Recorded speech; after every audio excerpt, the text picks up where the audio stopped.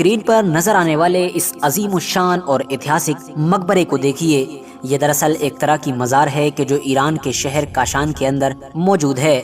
اب اگر میں آپ لوگوں سے یہ سوال پوچھوں کہ بھائی بتائیے یہ مقبرہ یعنی کہ یہ عظیم الشان مزار کس کی ہے، تو آپ میں سے زیادہ تر لوگوں کا جواب ہوگا کہ یہ مزار یا تو کسی سنی اور شیعہ اسکالر کی ہوگی، یا پھر ہو سکتا ہے کہ کسی مسلم صوفی بزرگ کی ہوگی، کیونکہ عام طور پر دنیا کے لگ بھگ سبھی علاقوں میں صوفی بزرگوں کی ہی مزاریں پائی جاتی ہیں۔ مگر ذرا سوچئے کہ اگر میں آپ لوگوں سے کہوں کہ یہ عالیشان اور ایتہاسک دکھنے والی مزار نہ تو کسی مسلم عالم یعنی کہ اسکالر کی ہے اور نہ ہی کسی صوفی بزرگ کی ہے، بلکہ یہ مزار تو مشہور انسان ابو لولو فیروز کی ہے کہ جس نے کسی دور میں اسلام کے دوسرے خلیفہ یعنی کہ حضرت عمر فاروق اعظم رضی اللہ تعالیٰ عنہ کو قتل کیا تھا، تو آپ لوگوں کو کیسا محسوس ہوگا؟ یقینی طور پر یہ سن کر آپ لوگ چونک گئے ہوں گے، کیونکہ پرسنلی جب میں نے بھی پہلی بار اس چیز کے بارے میں سنا تھا اور اس چیز کے بارے میں پڑھا تھا اور اس چیز کو دیکھا تھا تو پوری طرح سے ہل کر رہ گیا تھا۔ ہاں دوستو، آپ لوگ بالکل صحیح سن رہے ہیں، ایران دیش کے مشہور شہر کاشان کے اندر موجود یہ عالیشان عمارت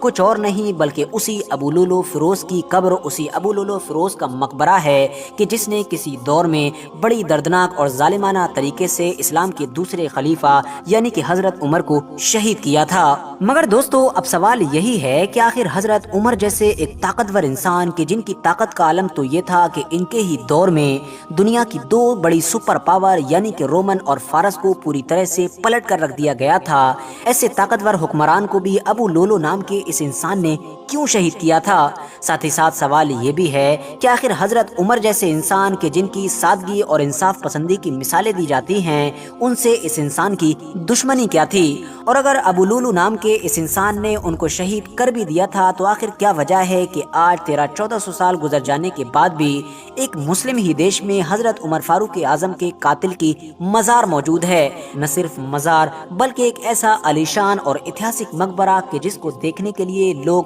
دور دور سے چل کر آتے ہیں۔ تو چلیے آج کی اس ویڈیو میں ہم اس معاملے سے جڑے لگ بھگ سارے ہی سوالوں کے جواب جاننے کی کوشش کرتے ہیں۔ ایتہاسک طور پر ابو لولو فیروز نام کا یہ انسان دراصل فارسی فوج کا ایک سپاہی ہوا کرتا تھا، جس کو بیٹل آف قادسیہ میں فارسیوں کی ہار کے بعد مدینے میں غلام بنا کر لایا گیا تھا۔ ویسے تو اس انسان کے مذہب یعنی کہ ریلیجن کے بارے میں بھی شیعہ اور سنی لوگ بٹے ہوئے ہیں، جہاں ایک طرف شیعہ گروپ کے زیادہ تر اسکالرز کا یہ ماننا ہے کہ ابو لولو نام کا یہ انسان مسلمان ہو گیا تھا اور حضرت علی کے طرفداروں میں سے ہوا کرتا تھا، تو وہیں دوسری طرف سنی گروپ کے اسکالرز کا یہ ماننا ہے کہ دراصل یہ کبھی بھی مسلمان نہیں ہوا تھا، بلکہ یہ تو اپنے پرانے ہی دھرم یعنی کہ مجوسیت پر قائم تھا کہ جن کو ہم لوگ آتش پرست یعنی کہ آگ کے پجاری بھی کہتے ہیں۔ فی الحال اس بات پر تو سبھی ایگری کرتے ہیں کہ یہ ایک منافق اور قاتل انسان تھا۔ جنگ قادسیہ میں پرشین امپائر کی ہار کے بعد جب اس کو قیدی بنا کر مدینہ میں لایا گیا تھا تو یہ غلام کی حیثیت سے مغیرہ بن شیبہ کے حصے میں آیا تھا۔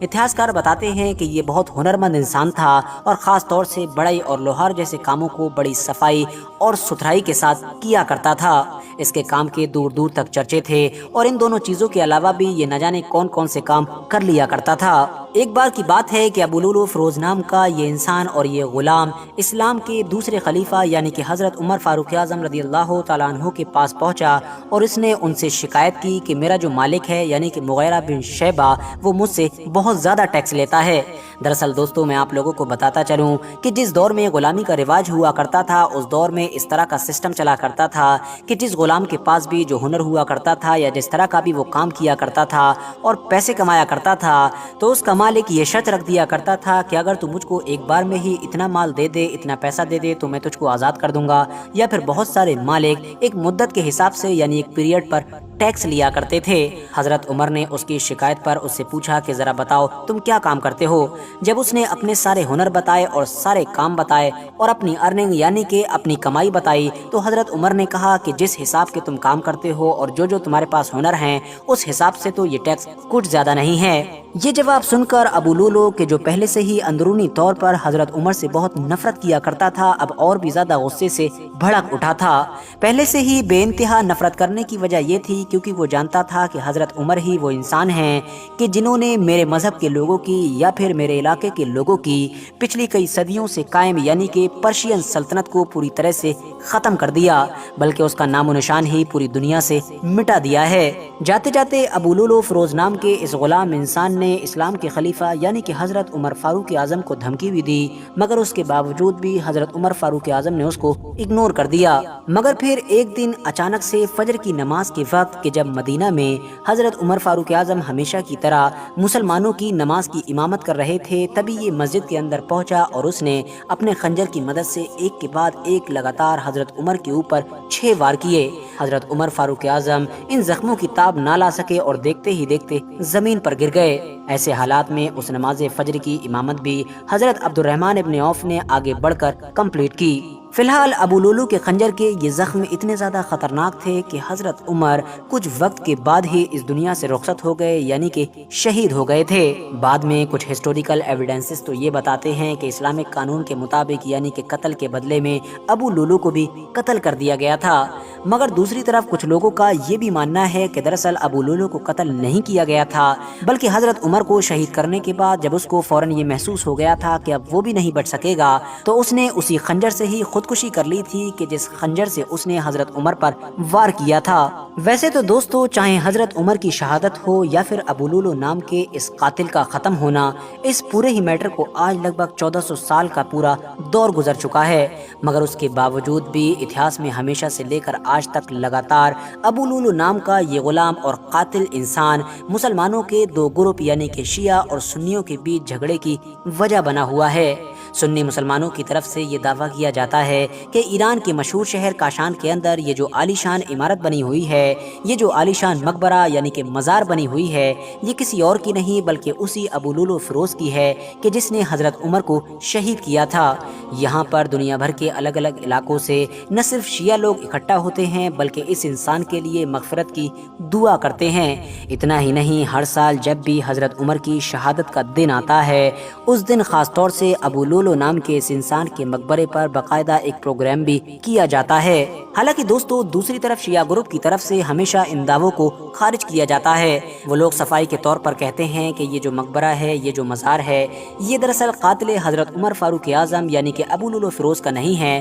بلکہ یہ تو ایک سنی ہی صوفی بزرگ کا ہے کہ جن کا صرف نام قاتل حضرت عمر فاروق اعظم سے میچ کرتا ہے، اور ان مشہور سنی صوفی بزرگ کا نام تھا بابا شجاع الدین ابو لولو فیروز۔ اتنا ہی نہیں، شیعہ لوگ تو اس بات سے بھی پوری طرح سے ڈنائی کرتے ہیں کہ ان کے یہاں پر کوئی بھی ایسا تہوار یا کوئی بھی ایسا جشن منایا جاتا ہے کہ جس کا تعلق حضرت عمر فاروق اعظم رضی اللہ تعالیٰ عنہ کے شہادت کے دن سے ہے۔ شیعہ گروپ کے لوگ یہ دلیل بھی دیتے ہیں کہ چاہے کسی بھی سنی بڑے سے بڑے اسکالرز کی کتابوں کو دیکھ لیا جائے یا پھر اتہاس کے کسی بھی بڑے سے بڑے شیعہ اسکالرز کی کتابوں کو دیکھ لیا جائے، سب سے یہ بات کلیئر ہو جاتی ہے کہ حضرت عمر فاروق اعظم کی شہادت مدینے میں ہوئی تھی، اور ابو لولو فیروز کو بھی اسی دن مدینے میں ہی قتل کر دیا گیا تھا یا پھر اس نے خودکشی کر لی تھی۔ اور اب جب یہ بات کلیئر ہو گئی کہ ابو لولو کی موت اسی دن مدینے میں ہی ہو گئی تھی، تو آخر اس کی قبر اور اس کا مقبرہ ایران کے شہر کاشان میں کیسے آ سکتا ہے؟ کیونکہ مدینے اور کاشان کے بیچ سینکڑوں کلومیٹر کا فاصلہ ہے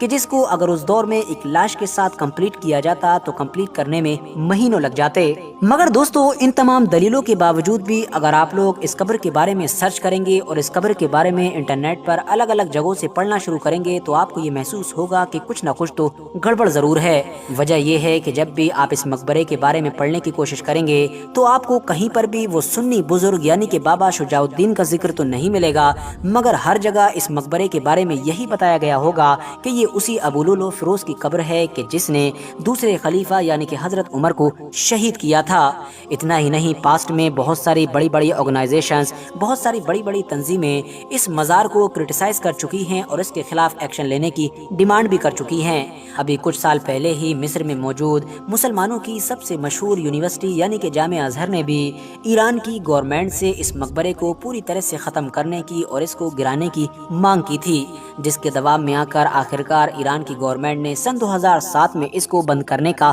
فیصلہ لیا تھا، اور تب سے ہی لگاتار یہ مقبرہ پوری طرح سے بند پڑا ہوا ہے۔ بعد میں ایران کی گورنمنٹ نے اس کی عمارت میں ایک لوکل پولیس اسٹیشن بھی کھول دیا تھا۔ فی الحال دوستو، آپ لوگ اس پورے میٹر کو لے کر کیا سوچتے ہیں، اور آپ لوگ اس سے پہلے اس میٹر کے بارے میں کیا جانتے تھے؟ کامنٹس باکس میں ضرور بتائیں۔